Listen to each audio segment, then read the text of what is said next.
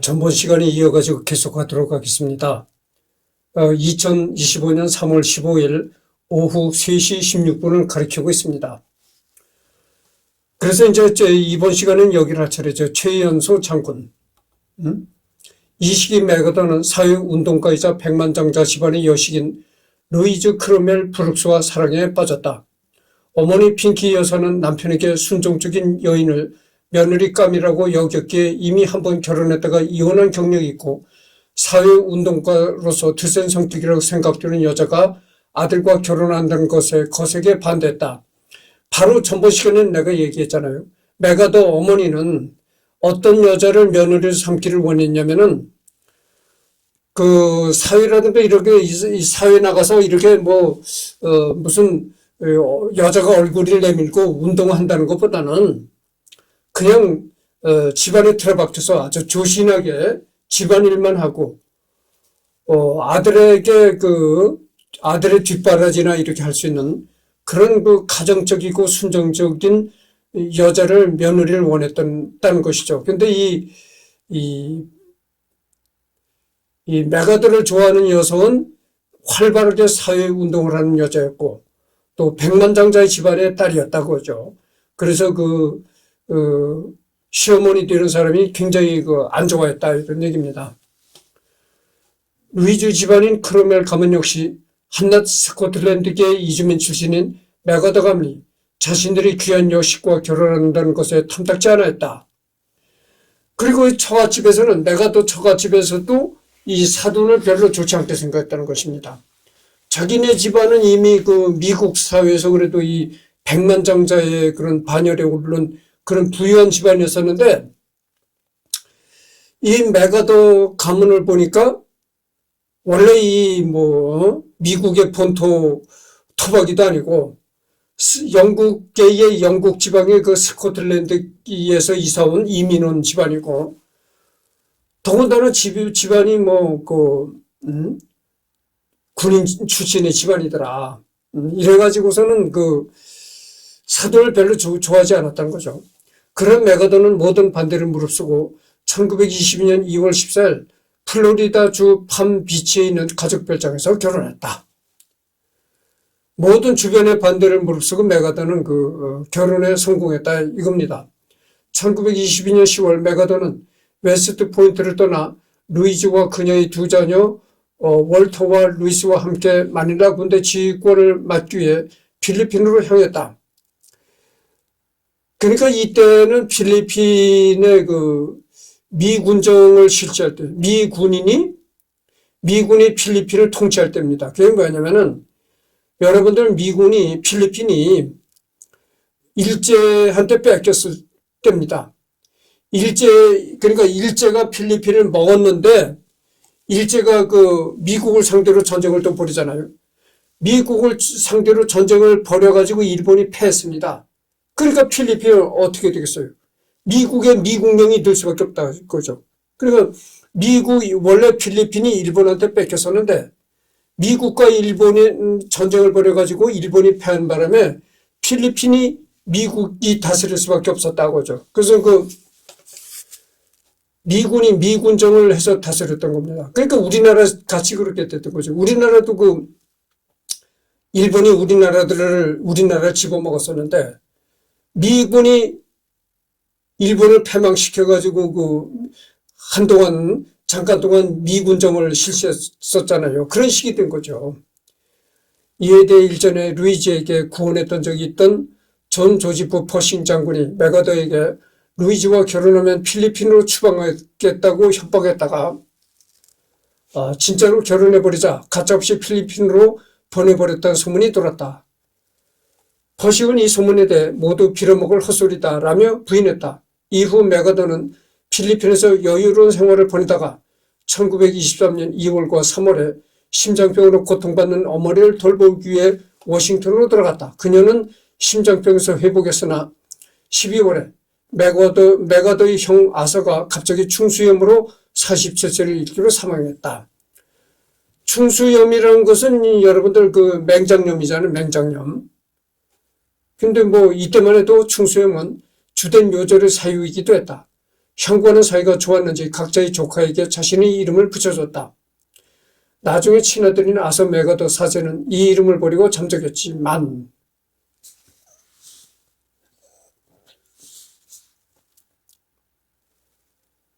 지금은 맹장염이 아무것도 아니잖아요. 급성 맹장염이 아닌다면은 급성 맹장염은 시간 내로 병원에 안 가면 죽을 수도 있습니다. 갑자기 맹장이 터지는 겁니다. 그래서 시간을 다투는 병인데 그렇지 않고 만성 맹장염은 그까지 병도 아니잖아요. 근데 이때만 해도 맹장염으로 죽는 대부분 죽었다고 하죠. 1923년 6월 메가더는 제23 보병여단의 지휘를 맡았다. 그런데 1924년 7월 7일 그는 필리핀 척후병 장군 사이에서 임금 및 수당에 대한 불만으로 반란이 일어났음을 알게 되었다. 이에 메가더는 200여 명이 넘는 이들을 체포하여 폭동을 잠재운 후 필리핀 군대의 봉급을 향상시키려 노력했지만 경제적 어려움과 미 군부의 인종적 편견에 의해 좌절되었다. 그 후 1925년 1월 17일 메가더는 44살의 나이에 육군 최연소 소장이 되었으며 그러니까 사상 처음으로 최연소 44살이라는 최고 어린 나이에 소장이 되었다. 별들이 되었다 이거죠. 5월 2일에 조지아 애틀랜타의 맥퍼슨 요새에 있는 4군단 지역을 지휘했다. 그러나 그는 연방군 장교의 아들이었기 때문에 남부인들이 다른 곳으로 가라는 요구에 시달렸고 몇 달 후 메릴랜드주의 3군단 지역으로 재배치되었다. 메가더는 훗날 이 일에 대해 내가 받은 가장 불쾌한 명령 중 하나라고 묘사했다. 1927년 메가더는 루이지와 별거했고 8월에 미국 올림픽위원회 윌리엄 C. 프라우트 단장이 갑자기 사망하자 위원회의 긴급 요청을 받고 새 단장에 선출되었다. 1927년 메가더와 백만장자의 딸이었던 루이지가 결혼했다고 했잖아요. 근데 결혼했다가 이때부터 부부 사이가 이제 틀어졌다고 하죠. 그래서 별거를 했다는 것입니다. 그의 주요 임무는 암스테르담에서 열린 1928년 하계올림픽에서 미국 팀을 준비시키는 것이었다. 미국 팀은 이 올림픽에서 24개의 금메달을 따냈고 17개의 올림 신기록과 7개의 세계 신기록을 세웠다. 이후 마닐라로 돌아온 메가더는 1929년 루이지와 이혼했다. 결국은 별거를 했던 백만장자의 딸 루이지와 1929년에 이혼했다는 것이죠. 그리고 1930년 메가더는 50세에 미 육군 대장으로 진급했다. 50세에 미 육군 대장으로 진급했다. 별레지스에 올랐다 이거죠. 이는 미 육군 역사상 가장 어린 나이에 대장이 된 사례였다. 50세에 별렛 육군 대장이 되었는데 이게 미국 역사상 최고 어린 나이에 대장이 된 것이라는 겁니다. 이후 메가더는 1930년 9월 19일 필리핀을 떠나 샌프란시스코와 구군단 지역 지휘부를 이끌었고 11월 21일 미 육군 참모총장에 임명되었다. 이렇듯 승승장구하는 군 경력을 보내고 있던 그는 무한한 자부심에 빠져들었다. 그는 남들과 대화할 때도 스스로를 메가더라고 불렀고 율리우스 카이사르가 이러한 표현을 썼다고 알려져 있다. 갈리아 전기의 표현도 카이사르는 뭐뭐같이 3인칭 소설로 되어 있다. 자신의 이미지를 미국 대중들에게 홍보하기 위해 홍보 직원들을 고용했다. 메가더는 자신을 촬영한 사진을 검열했다. 위험 있는 모습으로 잘 나온 사진만을 골라 보도하게 했다. 이는 일본 점령군 사령관 시절과 한국 전쟁 시 유엔군 사령관 시절에도 계속되었다. 메가더는 공산주의를 혐오했고 그들이 미국을 접목지 못하게 하기 위해서는 강건한 지도자가 필요하다고 믿었다. 이런 그의 사고관은 뒤에 있을 대형 사고를 초래하는 원인으로 작용한다. 보너스 군대 유혈 진압 사건.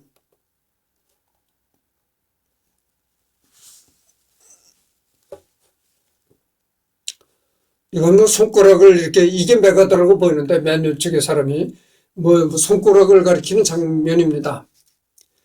1932년 1차 세계대전에 참전했다 퇴역한 병사 2만 5천여 명이 보너스 지급을 요구하며 워싱턴으로 상경했다. 정부는 퇴역병들에게 기차표를 주며 돌아가라고 했지만 약 6천 명만 돌아가고 나머지는 남아서 시위를 계속했다. 메가더는 이 시위가 공산주의자들과 평화주의자들에 의해 진행될 가능성을 우려했지만 실제로는 극히 일부만 공산주의자였고 나머지는 일반 퇴역병들이었다. 메가더는 수도를 무질서로부터 지키기 위해 비상계획을 검토했다. 그러던 1932년 7월 28일 경찰이 진압을 시도했다가 대규모 폭력 사태가 벌어졌고 경찰관 2명이 건물에 감금되었다. 그중 한 경찰관이 겁먹은 나머지 발표에 시위대 2명을 살해했다. 이로 인해 사태가 악화되자 허버트 후보 대통령은 연방군을 동원하기로 결정하고 메가더 대장에게 시위대를 가능한 평화적으로 진압할 것을 지시했다. 그러나 메가더는 공산주의자들에게 선동당하고 있는 시위대를 강경 진압하기로 결정하고 드와이트 D 아이젠하워 소령의 반대에도 불구하고 6대 탱크와 조지 S 패튼 소령이 지휘하는 3기병대를 선두로 한 개의 보병연대를 투입해 강경 진압 작전에 돌입했다.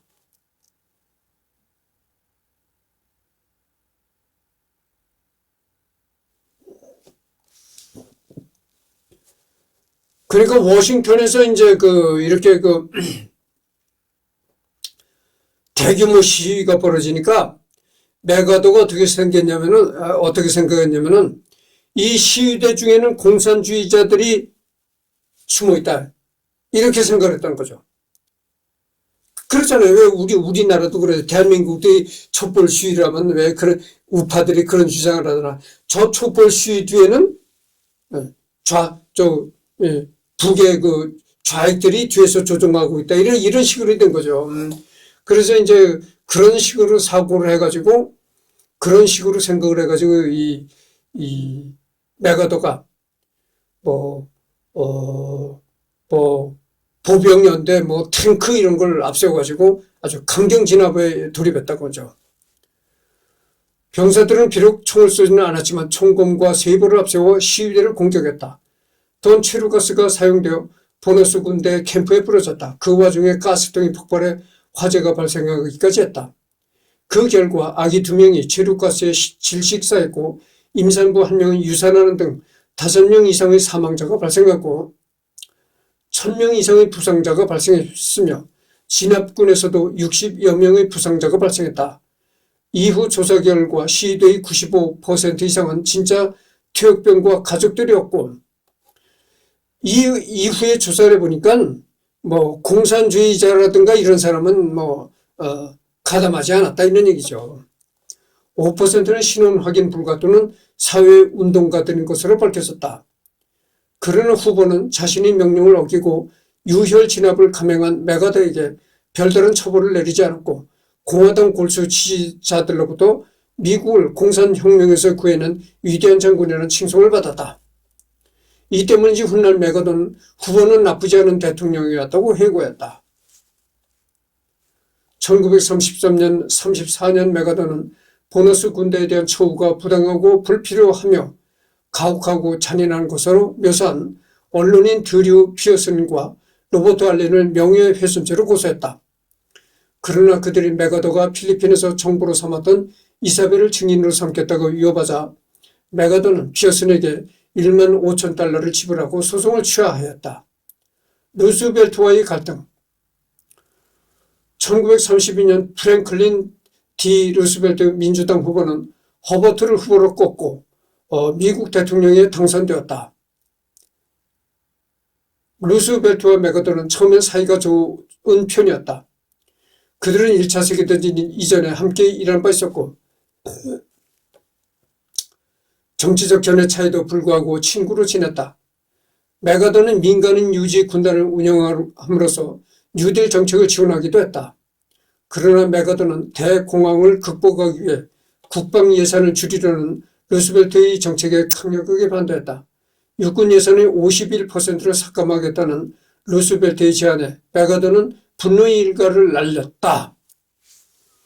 프랭클린 D 루스벨트 대통령이 통치할 때 이제 대공황이 왔던 것이죠. 미국의 아주 굉장한 경제 하락이 왔던 것이죠. 이때는 뭐 미국도 아니고 세계적으로 엄청난 그 경제 하락이 지구촌을 휩쓸을 때였습니다. 그러니까 미국도 뭐 예외가 아니었던 거죠. 대공황의 경제가 그렇게 하락이 돼가지고 뭐 실업자가 아주 거리에 넘쳐나고 이랬을 때입니다. 그래서 그때 그 경기 하락을 이유를 들어가지고 정부가 어렵다. 그래가지고 육군 예산이 51%를 삭감하겠다는 그런 그 발표를 합니다. 그래가지고 그때서부터 이 맥아더가 루스벨트와도 사이가 틀어졌다 이런 얘기죠. 그 전까지는 이제 루스벨트와의 사이가 좋았었는데 이 일을 기회로 갈등이 생기고 이제 사이가 벌어졌다 이런 얘기입니다. 그래서 그때 당시 맥아더가 루스벨트 대통령에게 어떤 분노를 표현했냐면은 이렇게 분노를 표현했다는 것입니다. 우리가 다음 전쟁에서 패했을 때 적의 총검으로 배가 찔러 진흙탕에서 누워있는 미국인 소년이 마지막으로 저주의 말을 내뱉을 것입니다. 맥아더가 아닌 루스벨트에게 말이요. 이렇게 이제 그때 당시 미국 대통령 루스벨트에게 이렇게 분노에 찬 말을 했던 것이죠. 그러면서 맥아더는 사임하겠다고 밝혔다. 이에 루스벨트는 당신 대통령한테 그렇게 말하면 안 돼 라고 소리쳤지만 사임을 받아들여 주지는 않았고, 그러니까 이렇게 대통령한테 이렇게 분노에 찬 얘기를 하니까 루스벨트가 당신 말이야 맥아더, 당신은 대통령한테 이렇게 막말하면 안 돼 이런 식으로 얘기를 했지만 그러나 맥아더 사임을 받아들여 주지는 않았다고 그거죠. 맥아더는 백악관에서 비틀거리며 걸어나와 계단에서 구토했다고 한다. 하지만 이러한 갈등에도 불구하고 맥아더는 1년 더 참모총장 임기를 연장받았고 자성훈장 2개를 받았다. 그리고 그는 병력의 감축, 그 중에서도 특히 단시간에 양성이 불가능한 장교단의 감축을 줄이기 위해 갖은 노력을 다했으며 기동전을 시험해 보기 위해 소규모의 차량화 부대와 전차 부대를 창설했고, 이는 알보병 1세기된 미군에게 기동전에 대한 이해를 깊게 하는 계기를 제공했다.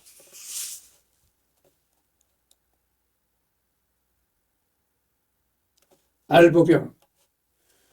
그때만 해도 미군이 말이죠. 알보병 1세기였다는 거죠. 그때, 그러니까 이때는 미국도 참 허술할 때였습니다. 그러니까 알보병.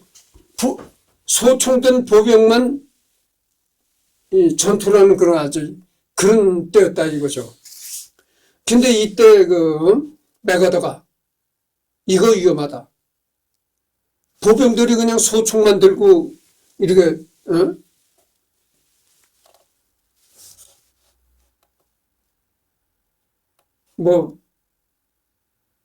외침에 나가는 거, 이게 참 무모한 짓이다. 거기에는 전차가 호위를 해야 되고 탱크가 앞서가면서 이제 하고 그 뒤를 보병이 따라가야지. 알보병 진짜 이거는 정말 막말로 총알바지죠. 총알바지 막말로 소모품인 것이죠. 막말로 이게 이래서는 안 된다. 이게 이제 그래서 맥아더가 그때서부터 탱크 부대를 신설했다는 거죠. 그래서 탱크 부대가 앞서서 공격을 해서 나가면 그 뒤를 보병이 이제 진격하는 그런 형태를 취했다는 것이죠. 그 전에는 뭐 그렇지 않았다는 거예요. 그냥 보병이 그냥 몸으로 소총 들고 나가니까 이게 필리핀 육군 원수. 1935년 필리핀 자치령 대통령 마누엘 케소는 자신의 친구인 맥아더가 필리핀 군대의 창설을 감독하게 해달라고 요청했다. 맥아더는 루스벨트 대통령의 승인을 받고 필리핀 연방정부의 군사 고문 겸 원수에 취임했다. 그는 1935년 10월 그의 어머니 시누이 그리고 아이젠하워와 함께 필리핀으로 향했다. 그러나 그의 어머니 핀키 여사는 항해 도중에 중상을 입었고 1935년 12월 3일 마닐라에서 사망했다. 캐손 대통령은 1936년 8월 24일 말라칸 궁전에서 메가더에게 육군 원수에 대한 공식 표창을 하고 독특한 제복을 선물했다. 아이젠하워.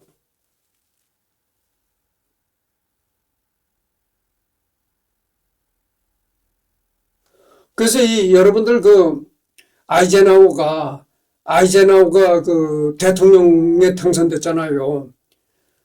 그래서 취임식을 하지 않고 그냥 대통령 당선인 신분으로서 그때 한국에까지 와가지고 그 이승만 대통령하고도 뭐 같이 환담을 하고 그랬잖아요.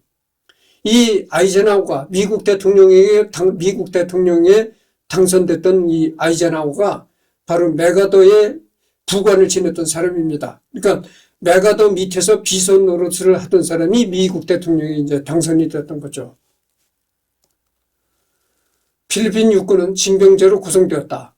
훈련은 정규 간부에 의해 수행되었고 필리핀 육군 사관학교는 웨스트 포인트의 방식에 따라 설립되었다. 그러나 메가더와 아이젠하워는 상황이 안 좋다는 걸 알아챘다. 훈련 캠프는 거의 건설되지 않았고 2만 명의 훈련생 중 첫 번째 그룹은 1937년 초까지 보고되지 않았으며 장비와 무기는 쓸모없게 되었으며 600만 달러의 예산은 완전히 부적절한 곳에 쓰였다. 메가더와 그의 해군 고문 시드니 L. 허프 중령은 PT 포트의 발족을 설득했지만 미 군부는 이러한 요청을 받아들이지 않았다. 또한 필리핀 비행 중대를 설립하려 했지만 1938년까지 이러한 공고는 아예 존재하지도 않았다. 미국은 필리핀에게 드럼 요새 같은 중장갑 요새 시설을 구축했으니 안심해도 좋다고 했지만 그 정도로는 방어에 불충분하다고 판단한 메가더는 상당히 분노했다고 한다.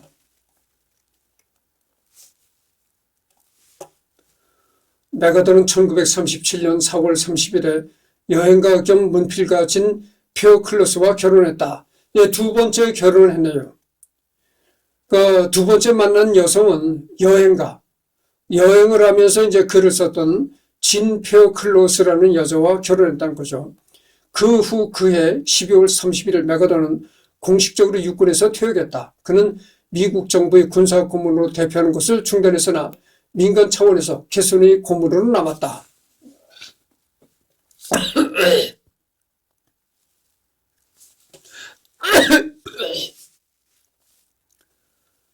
그렇게 그는 필리핀 육군 원수로서 군 장군 경력의 마지막을 장식하는 데 됐다.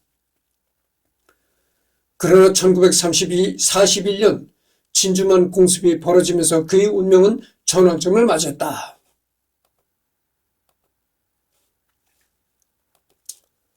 그러니까 일단 메가더는 말이죠. 육군에서 퇴역했네요.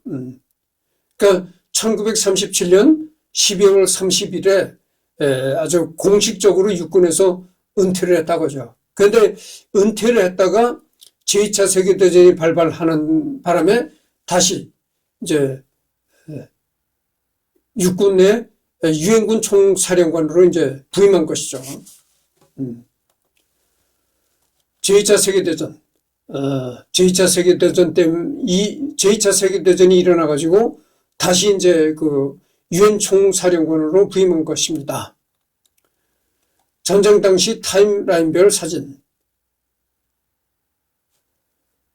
기간은 1939년 9월 1일에서 1945년 9월 2일까지 행해진 전쟁, 남극을 제외한 전 세계, 연합국의 승리, 주축국 민 패전 민 몰락, 초강대국 미국과 소련의 대두 냉전 개막, 현대의 국제정세 수립 및 유엔 창설, 식민제국의 쇠퇴, 탈식민주의 대두, 핵무기와 원자력 시대의 도래. 그래서 2차 대전이라는 게 뭐 세계적인 전쟁이잖아요. 왜 세계적인 전쟁이냐면은 유럽에서는 히틀러가 이제 전쟁을 일으켰고 이 동양에서는 일본이 전쟁을 일으켰다. 그래가지고 이 지구촌이 다 이 전쟁의 불길에 휩싸였다고 합니다. 그래서 이 2차 대전이라는 건 뭐냐면은 2차 대전이 발발 끝남으로써 미국과 소련이 이제 냉전 시대에 돌입했다. 그 미국과 소련이 서로 이렇게 눈치를 보면서 서로 그 경계심을 갖는 경계를 하는 그런 냉전으로 돌입했고, 그래서 세계 이래서는 안 되겠다. 제2차 세계대전을 겪고 나서 인간이 다시 자각을 했던 겁니다. 야, 이렇게 인류가 전쟁의 불길에 휩싸여서는 안 되겠다. 그래가지고 이제는 세계적인 이 국제기구를 만들어가지고 평화를 위해서 힘을 써야 되겠다 해서 창설된 것이 유엔이죠. 그런데 그 유엔도 지금은 이것도 허수아비가 되어버리고 아무 힘도 쓸 수 없는 그 유명무실한 단체가 되어버리고 말한 것이죠. 그리고 이때의 그 핵무기와 원자력 시대가 도래했다. 그래가지고 그 미국이 일본에다가 나가사키 히로시마에다가 이제 원자탄을 투하하는 바람에 핵무기 원자력 시대가 개막이 됐다 이런 얘기입니다. 제2차 세계대전은 1939년 9월 1일 나치 독일의 폴란드 침공에 의해 발발하여 나치 독일, 파시스트 이탈리아, 일본 제국 3국을 중심으로 한 주축국과 이에 미국, 영국, 소련, 중화민국, 프랑스가 이끄는 연합국이 맞서면서 1945년 9월 2일 일본 제국이 항복할 때까지 총 6년 동안 이어진 대규모 전쟁이다. 1939년 9월 1일 나치 독일이 폴란드를 처음으로 침공함으로써 이제 유럽의 전쟁이 불붙기 시작했다 이런 거죠. 폴란드 하면은 지금 우리나라 무기를 제일 많이 사가지고 하는 나라가 폴란드잖아요. 폴란드가 이렇게 그 나치의 그 무참히 짓밟히는 그런 불운한 나라였던 것입니다. 그래가지고 나치 히틀러에 맞서기 위해서 미국, 영국, 소련, 중화민국, 프랑스가 연합국이 됐던 것이죠. 그러니까 이걸 보면 알 수 있잖아요. 이걸 보면 뭘 알 수 있냐면은 소련, 중화민국이 어떻게 됩니까? 이게 지금의 공산국가였던 거죠. 지금의 공산국가가 미국, 영국과 같은 자유국가와 한 팀이 돼서 전쟁을 벌인 겁니다. 그러니까 미국, 영국, 심지어는 소련, 중화민국까지도 자유세계와 한 팀이 되어가지고 연합국이 결성돼가지고 나치를 무찌르는 데 동참했다고 하죠. 일본을 무찌르는 데도 동참했고. 이래가지고 우리나라가 분단이 된 것이죠. 소련도 미국 편이었다니까, 이때는. 같은 편에 서서 이 나치를 무찔렀고, 일본을 무찔렀다 이거죠. 그러다 보니까 어떻게 됩니까? 일본이 패망해서 이제 돌아가니까 소련이 자기 지분을 요구한 겁니다. 자기 지분을 요구하고 나온 거예요. 응? 우리도 2차 대전에 연합국에 결성이 돼가지고 싸웠다. 그렇게 주장을 해가지고 우리 지분을 달라. 우리 목숨을 우리의 그러니까 우리의 그 해당한 몫을 달라 이거죠. 아니 그래가지고 분단이 된 거잖아요. 38도선을 중심으로 해가지고 북한은 소련군이 진주했고 38도선 이남은 미국이 진주했다고 하죠. 근데 이게 이때까지만 해도 서로 미국, 영국, 소련, 중화민국이 사이가 좋았죠. 근데 나중에는 이게 또 이제 사이가 틀어져 가지고 자유민주 세계와 공산주의 세계가 서로 으르렁거리는 냉전 시대에 돌입했다고 하죠. 이때는 같이 협력해서 싸웠는데 2차 대전이 끝나니까 공산주의냐 자유민주 세력이냐 나뉘어 가지고 또 으르렁거렸다 이겁니다. 제1차 세계대전 이후 21년 만에 일어난 세계대전인 이 전쟁은 인류 역사상 최대 규모의 전쟁으로 미국과 소련이 새로운 초강대국으로 부상하게 함과 동시에 전 세계 정치, 경제, 사회, 과학 등 다양한 분야에 지금까지 지대한 영향을 끼친 전쟁으로 평가받는다.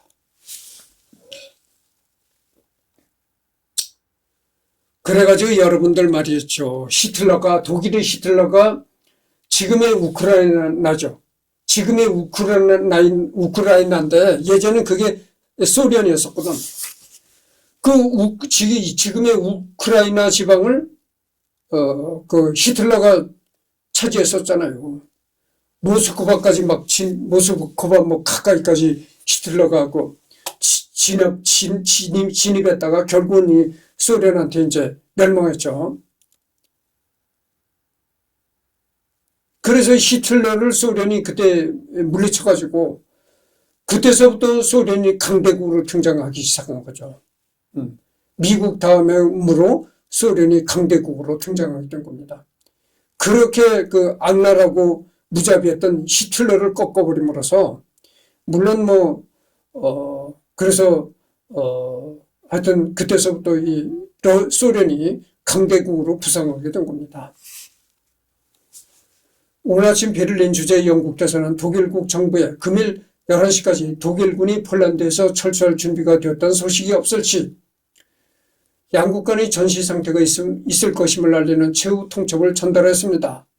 지금 저는 독일국 정부로부터 이 통첩에 대해 아무런 답신이 없었으며 그 결과 우리나라는 독일과의 전쟁에 돌입하였음을 말씀드려야겠습니다. 레임 체인벌린 당시 영국 총리 대독일 선전포고.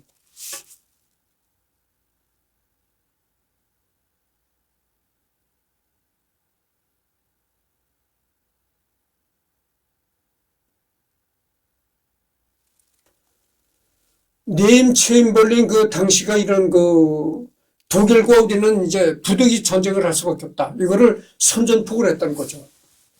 이게 뭐냐면은 가만히 보니까 이 독일의 나치가 폴란드를 이렇게 무차별적으로 치고 들어갔거든. 아니 무차별적으로 치고 들어가가지고 그때만 해도 폴란드가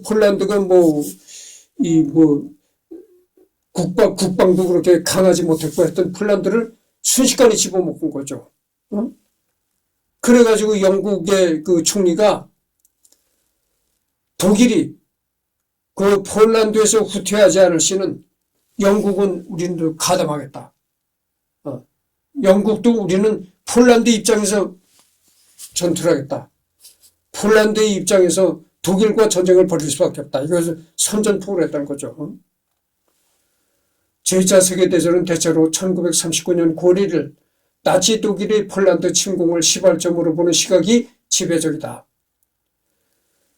중일전쟁 시작설과 같이 여러 논쟁이 있긴 하지만 중일전쟁은 근본적으로 일본 제국의 독단적인 중국 침공에 가까운 반면 폴란드 침공은 영국과 프랑스가 독일에 선전포고를 하게 만듦으로써 본격적인 열강 간의 군사적 충돌을 야기했기 때문에 폴란드 침공을 보통 시작점으로 일컫는다. 이때 영국도 나치와 우리는 전쟁을 벌이겠다. 이렇게 아주 선전포고를 하고 프랑스도 그랬다는 거죠. 프랑스도 우리도 이제 가만히 있지 않겠다. 나치를 격투하겠다. 이렇게 된 거죠. 제1차 세계대전의 패전국이었던 독일은 나치당의 집권 이후 베르사유 조약의 준수를 거부하고 급격한 군 재무장을 시행하며 대독일주의 이념에 기반한 팽창주의적 행보를 보이기 시작했다.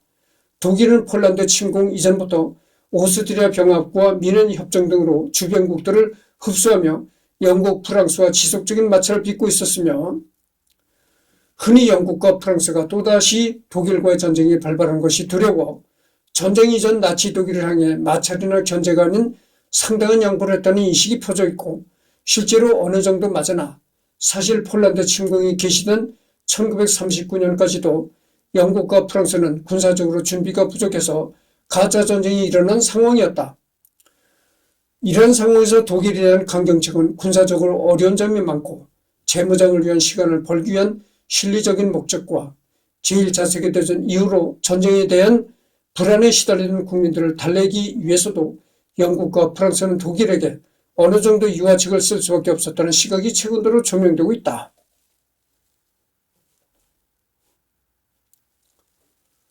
이탈리아 왕국, 일본 제국과 함께 주축국을 형성하여 제2차 세계대전을 일으키고 세계 각지를 군사적으로 장악해갔다.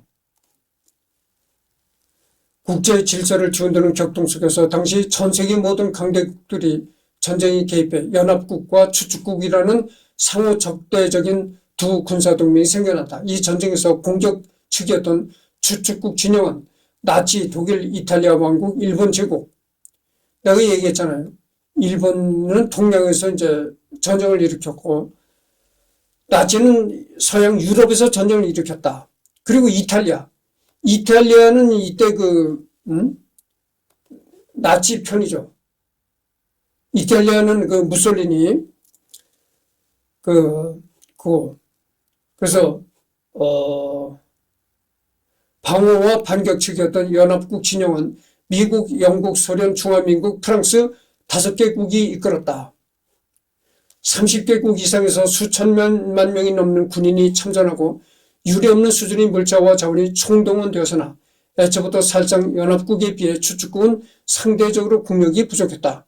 제국주의 열강이 이탈리아 왕국이 생각보다 전쟁에서 크게 활약하지 못하면서 추축국은 전쟁 초반의 빠른 승세 이후 정체되었으며 특히 나치 독일의 성공적이지 못한 소련 침공과 일본의 기습으로 인한 미국의 참전이 결정타가 되면서 빠르게 몰락했다.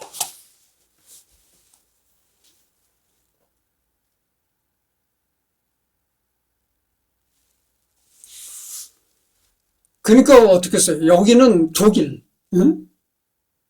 독일은 이제 나치 정권이고, 독일, 이탈리아 왕국, 독일은 이제 무솔리니의 파시즘, 독일은 나치주의, 이탈리아는 무솔리니의 파시즘, 그 다음에 왕국은 이제 군국주의, 일본 군국주의, 뭐 이렇게 이탈리아, 일본, 뭐 독일 이렇게 해서 전쟁을 일으켰는데, 사실 일본은 뭐 미국과의 전쟁을 함으로써 일본은 뭐 그렇고 엄청난 타격을 입고, 이탈리아는 뭐 이렇게 첫 번째는 처음에는 독일 나치와 이렇게 뭐 협력 체제가 이루어졌지만 나중에는 이게 뭐 이탈리아도 뭐 어떻게 스물스물 별볼 일 없게 됐고, 독일과 일본만이 끝까지 이제 연합국가 이제 전쟁을 벌인 것이죠. 그러나 여기 보십시오.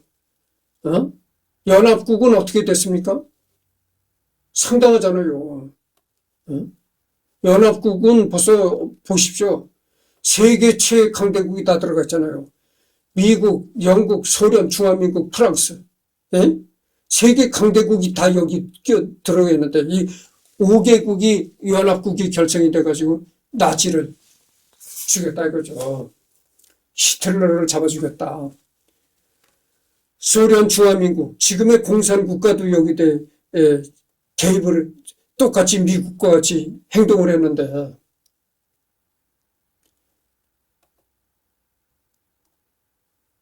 그래서 가장 먼저 졸전을 거듭하던 이탈리아 왕국이 종전보다 2년 앞서 베니토 무솔리니를 축찰하고 항복해 연합국으로 진영을 바꿨으며, 나치 독일은 연합국이 노르망디 상륙 작전과 바그라티온 작전으로 서동 양쪽에서 반격에 돌입하자 급격히 전황이 어두워졌다.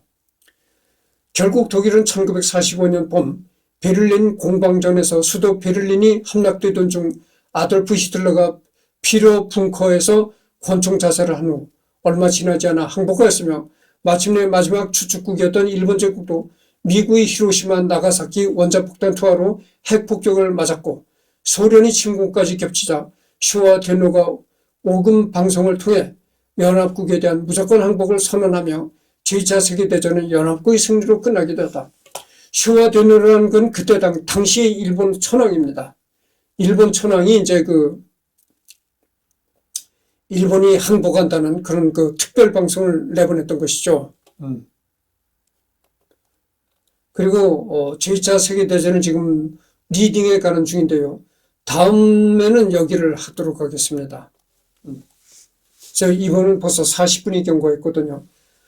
다음 녹화는 내일 가서 하도록 하겠습니다.